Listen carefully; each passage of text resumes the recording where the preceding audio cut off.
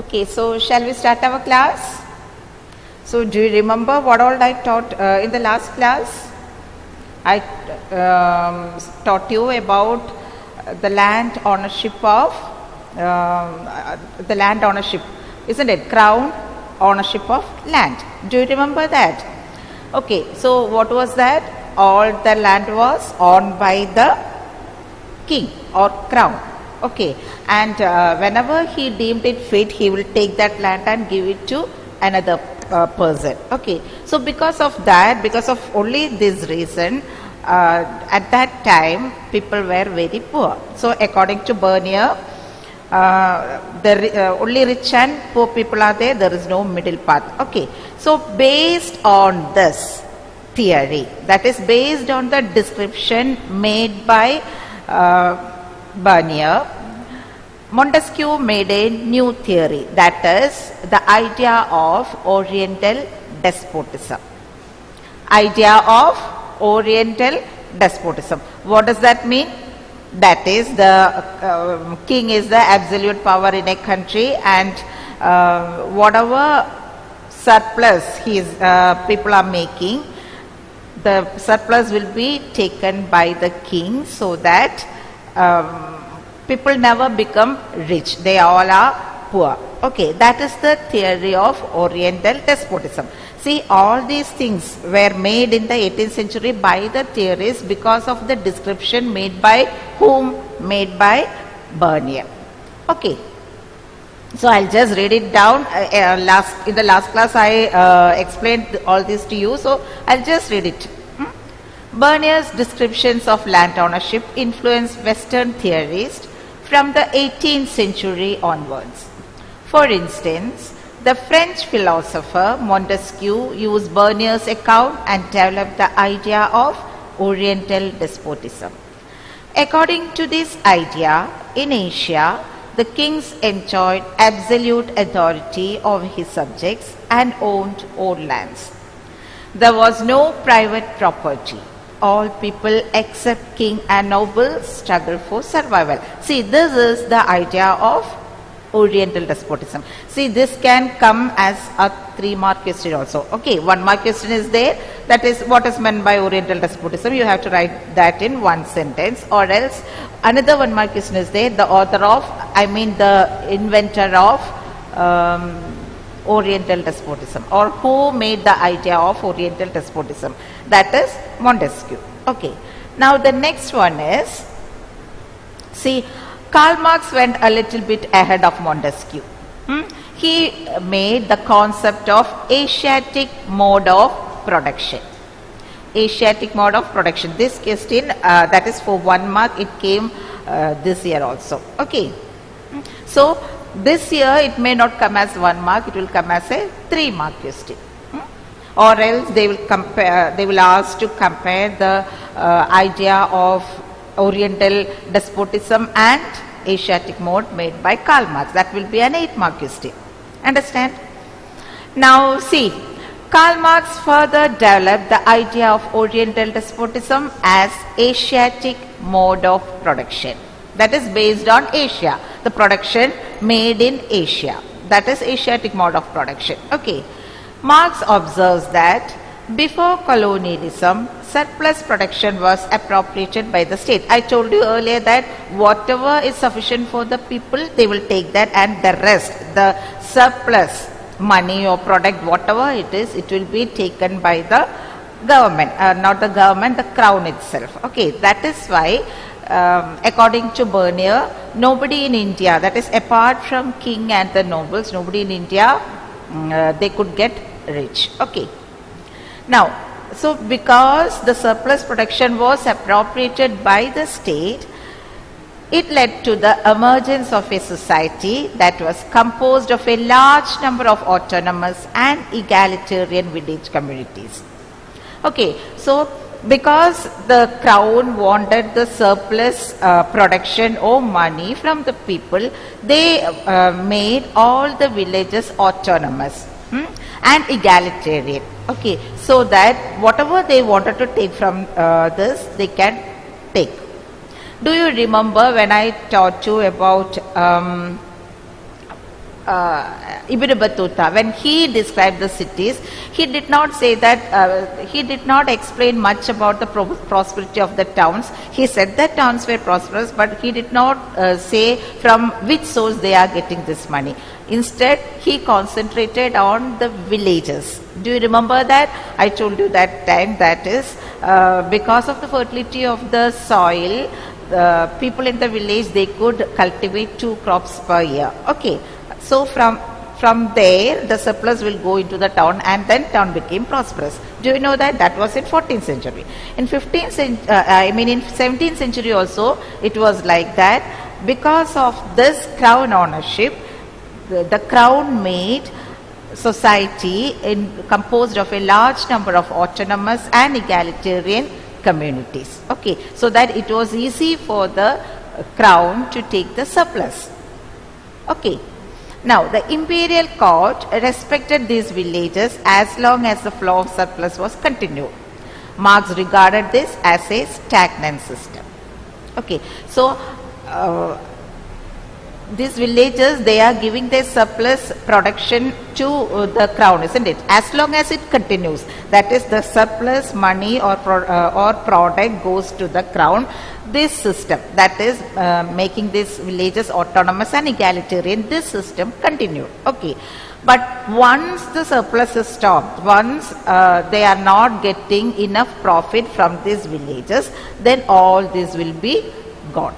Okay, the king will transfer the land to some other owners, some other nobles. Okay, then all this will be erased. Understand? So, according to Marx, this system was a stagnant system. Of course, I told you in detail in the last class, that is, nobody is willing to work hard if the land is going back to the crown, isn't it? So, because of this, Karl Marx said this system is a stagnant system, because according to Marx, all the land belongs to the common people itself. Understand? Now, another subtopic is a more complex social reality. See, Verner occasionally I told you earlier that whatever Verner is recording, it was all negative, isn't it? He was always comparing India to the Western countries, and he said that the society is a little bit complex. How is that?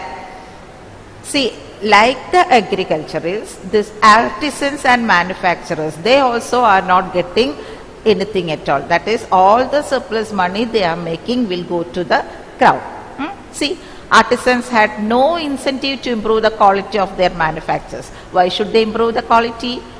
If they want to improve the quality, they should get the money back to themselves, isn't it? But they are not getting the money. So they have no incentive to improve the quality of their manufactures. Then all profits were appropriated by the state. Manufactures were everywhere declining.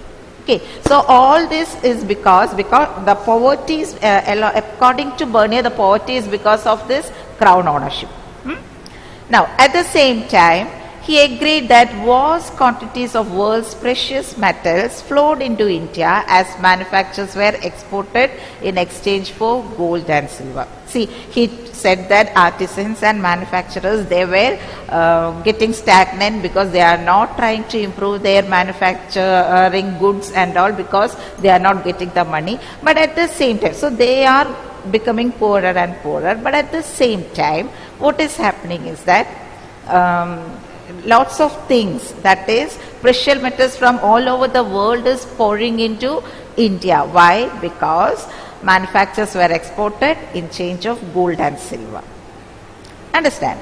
Now, he also mentioned that there existed a prosperous merchant community engaging in long distance trade. So, most of the merchants as well as the artisans were poor in India, but at the same time, the merchants who were having long trade relationships with other countries, those people are prospering.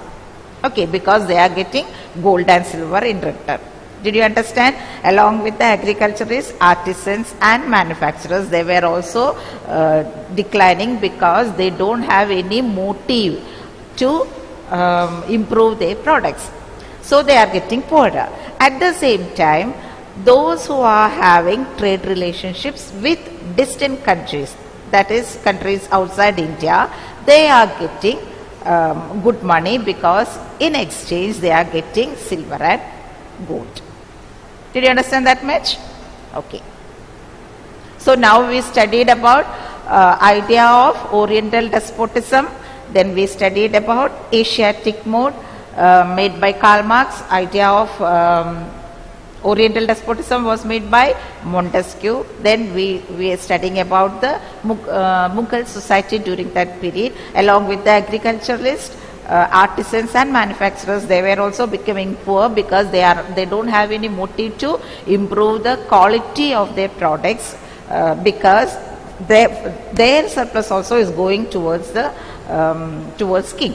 Okay, but only the merchants who are having trade relationships with other countries, they are getting richer. Okay. Now,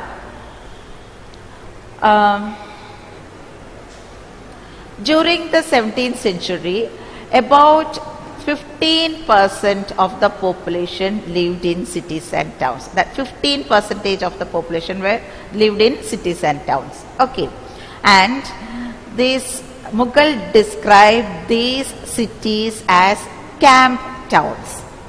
Camp, C-A-M-P, camp towns. You can see here, camp towns which were dependent upon imperial patronage.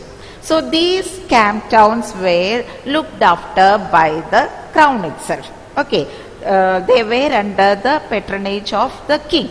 Okay, so as long as there is a patronage of king towards these cities and towns, they thrived.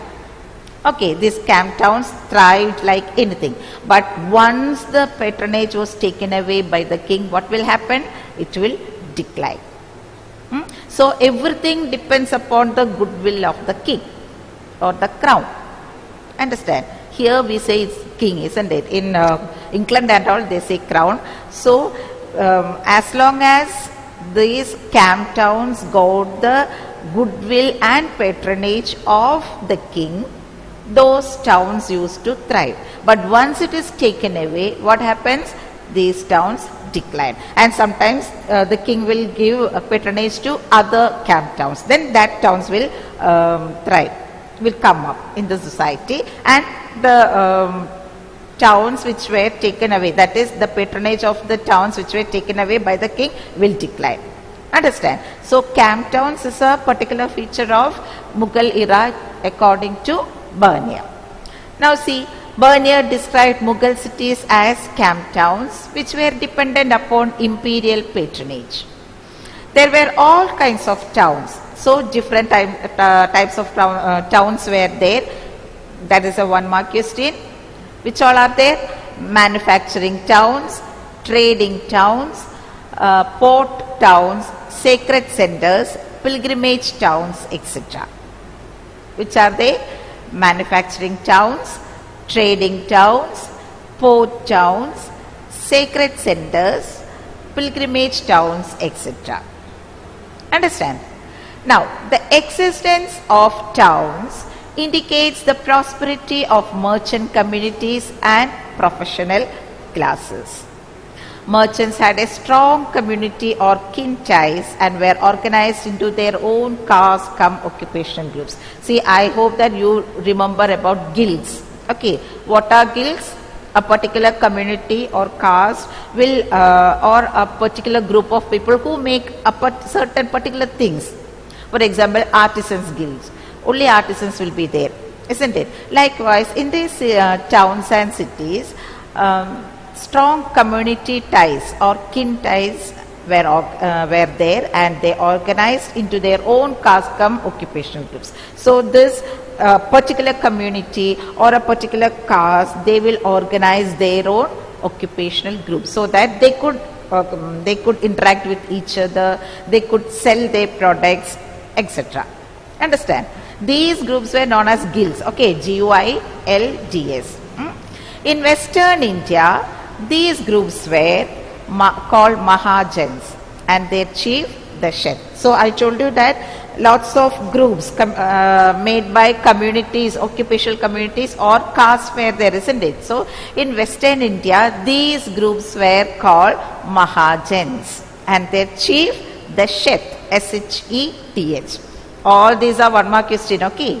So the groups made by a trading community or a caste, the occupational groups made by a community or a caste is known as, in Western India is known as Mahajans and their chiefs the Sheth. Understand? In urban centers such as Ahmedabad, the chief of the merchant community who was called Nagar Sheth collectively represented the Mahajans. So all these groups were in Western India, all these groups were known as Mahajans, their chief the Sheth. But in urban centers such as Ahmedabad, the chief of the merchant community was called Nagar Sheth. Okay, N-A-G-A-R-S-H-E-T-H,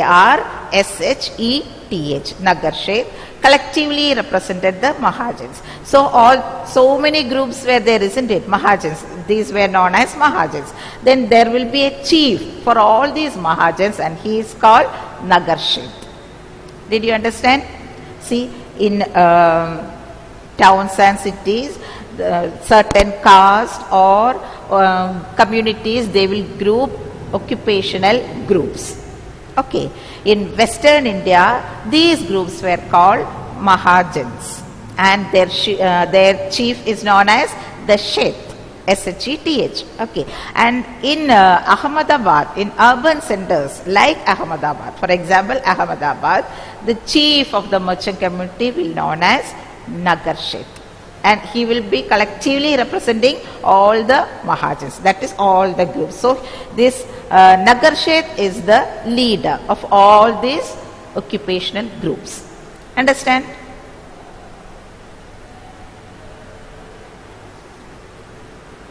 Now we are going towards urban professional classes. What is it? Urban professional classes. See, we have studied about agriculturists, we have studied about artisans, we have studied about merchants. So other type of profession also will be there, isn't it? Who all are they?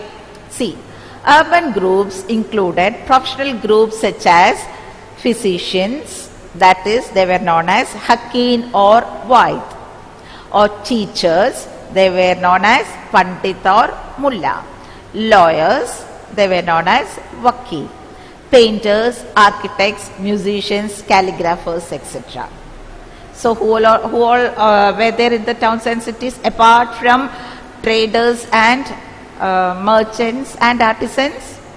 Physicians were there, teachers were there, lawyers were there, painters, architects, musicians, calligraphers, all these types of professions thrived in the cities and towns.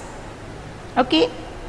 Now, while some depended on imperial patronage, many made their living by serving other patrons, while still others served ordinary people in crowded markets and bazaars.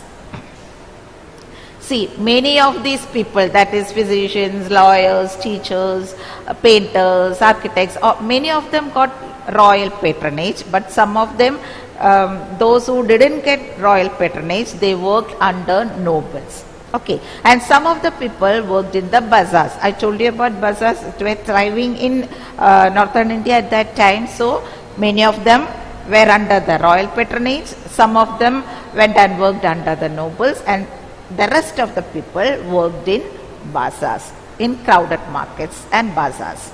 Understand? So who all were the professionals during that time? Physicians, teachers, lawyers, painters, architects, musicians, calligraphers, etc. And many of them got royal patronage. Those who didn't get royal patronage, they went and worked under nobles, and some other people, they worked in the crowded markets as well as bazaars. Did you understand that much? Okay. So now I am going to teach you another subtopic, that is women, slaves that is about, it's about women. They were considered as slaves, then sati was there and laborers were there. See, obviously, Verner has described it like this. When he described about women, he described about only slaves, sati and laborers. See how twisted his views were. Only slaves, sati and laborers were there? No, isn't it? But Verner described only about the slaves, the system of sati and laborers in India during that time. Okay. See, travelers who left written accounts were generally men who were not interested in the condition of women in the subcontinent. Sometimes they took social inequities as natural. For instance, slaves were openly sold in markets like any other commodity and were regularly exchanged as gifts. See, whenever these travelers came to India, they wrote only about, they wrote in general about the society, about the culture, religious beliefs, so many things, administration, about the kings, about nobles, about top peoples, etc., etc. But they never mentioned anything about women. According to them, women were insignificant. Okay, and whatever they said was degradatory about the women. Okay. That is, according to them, most of the women were slaves in India at that time, and they were sold in the market. Can you imagine?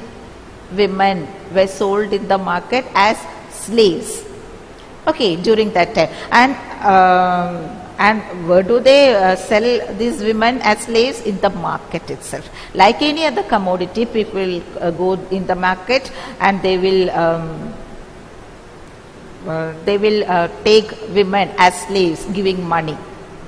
Okay, it was in 17th century. Okay, when Ibn Battuta reached Sindh, he purchased horses, camels and slaves as gifts for Sultan Muhammad bin Tughlaq. See, think about that time when Ibn Battuta came, and we know that he went to Sultan Muhammad bin Tughlaq's court, isn't it?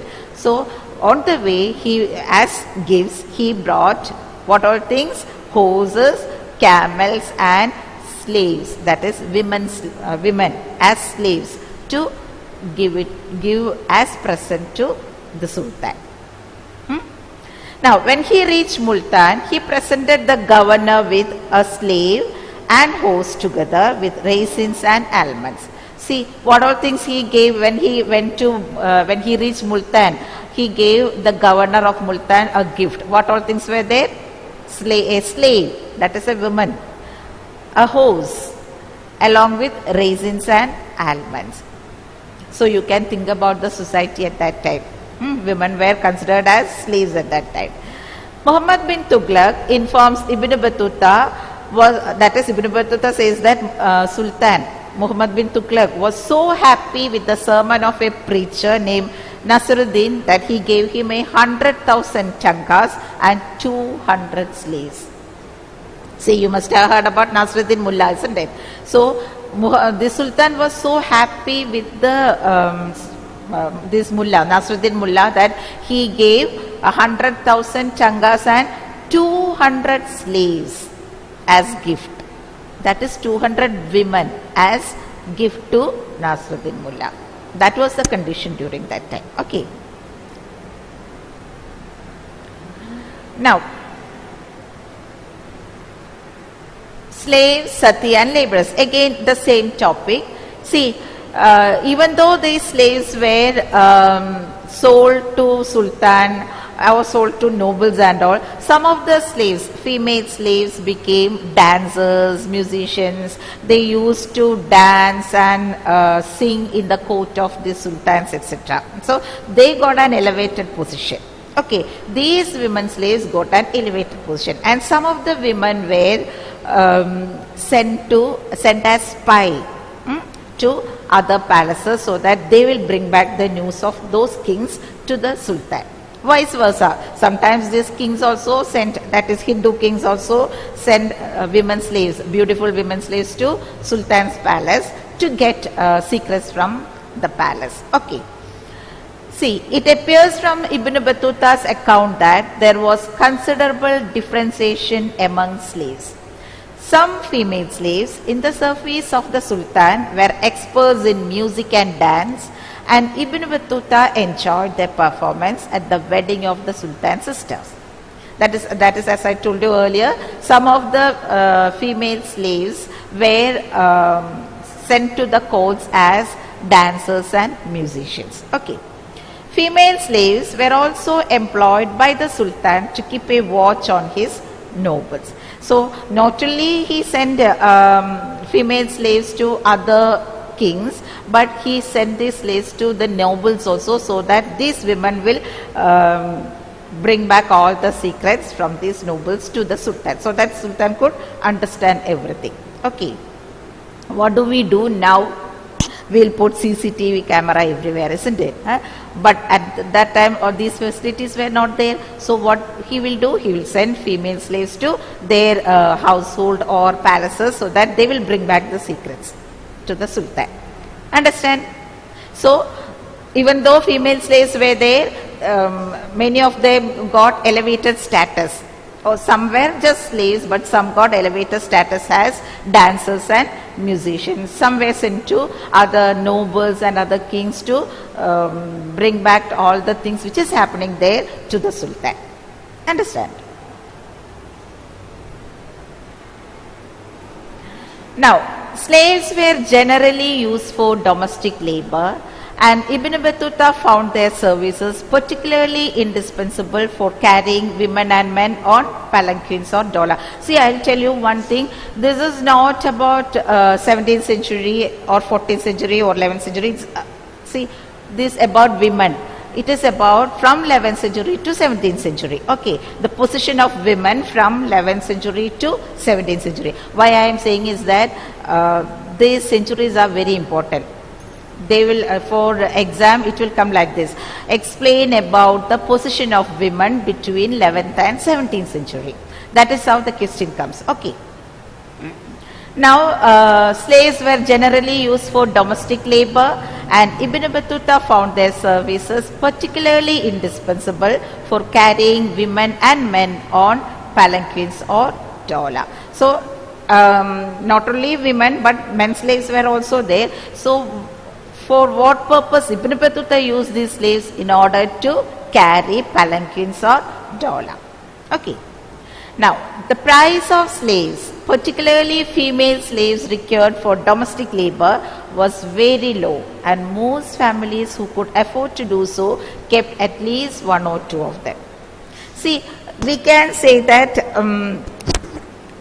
nowadays also we are having people who is working as domestic help in our houses, isn't it? For them we are giving salary every month. But at that time it was not like that. They will buy a slave from the market for money, and then the entire life they will have to work in those households as domestic help. And most of the families who could afford, they have one or two slaves. See, it is different. Domestic help is different, slaves are different, isn't it? The slaves, they never get any salary, they may not get enough food like the people in the household eat. They are slaves. Whereas domestic help, nowadays also we are having domestic help, it is not like that. We are giving them salary, we are giving them food, we are giving them clothes. It is not like that in the 11th century to 17th century. Once they bought with money the slaves, they are always there as domestic helps. They will not get any salary at all until they die. Understand?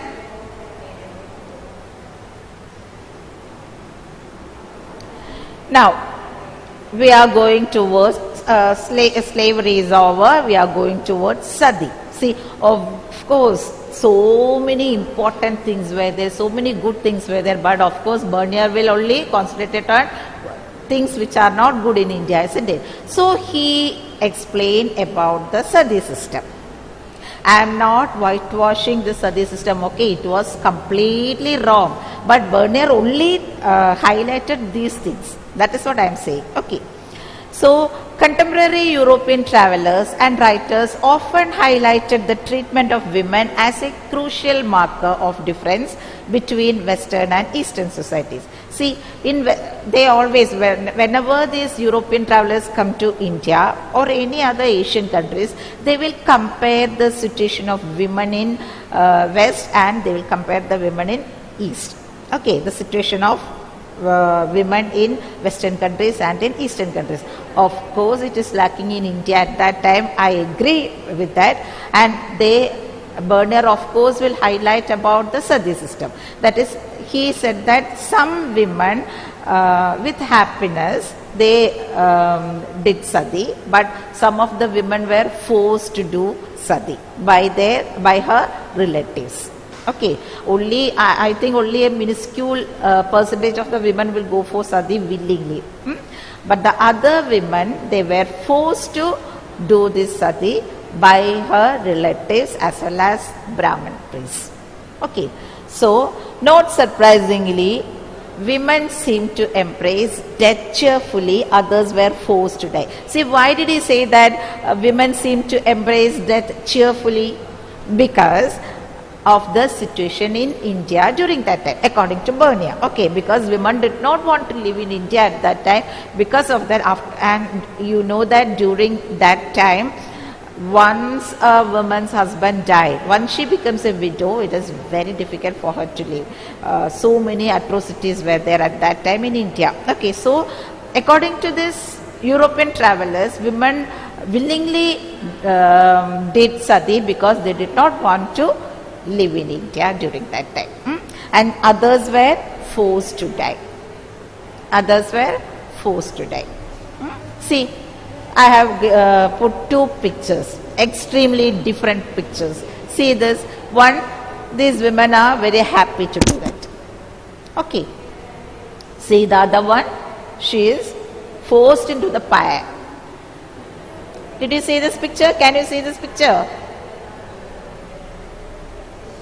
See the difference between these two pictures.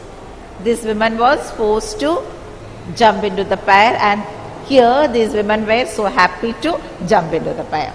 So why he is saying, Verner is saying that these women are happy to jump into the fire because they don't want to live in India after the death of her husband. Okay. Now, however, women's lives revolved around much else besides the practice of sati. Their labor was crucial in both agriculture and non-agricultural production. Then women from merchant families participated in commercial activities, sometimes even taking mercantile disputes to the court of law. It therefore seems unlikely that women were confined to the private spaces of their homes. Okay, so apart from sati, apart from slaves, these women have some other role also as agriculturists, as non-agriculturist laborers. Okay, so women were considered as slaves in domestic households. Women are doing sati, and some women were doing labor in agricultural field as well as non-agricultural production. Okay, so not only women are slaves, but they have other work also. They are working as laborers in agricultural field as well as non-agricultural production. And in many commercial activities also. That is, in the last chapter we have studied that women used to help their husbands or father in manufacturing field also. Okay, so apart from agriculture, women used to have commercial activities also. Some of them even became lawyers at that time. It therefore seems unlikely that women were confined to the private spaces of their homes. That is, some of the women at least were not confined to their houses. They came out of their houses and they did certain works like trading, like merchants. They became merchants. They had trade with other countries. They had work in agricultural field, etc. So, according to Verner, not only slaves, these women are doing some commercial works also. So now this is the conclusion, that is, please take your book and write all these things. Okay, this is very important. If you know this thing, you will understand everything about this chapter. Okay, so this I'll give you in the next class. Take one book and pen and wait and see, children, in the next class. So see, we have come to the end of this chapter. Okay, so in the next class you can ask me doubts. Whatever doubts you have based on this chapter, you can ask me. Okay, so be prepared for that. In the next class, we will take, you will write down this thing, as well as you will ask me doubts based on this chapter. Okay, we will discuss with each other. Okay, then bye.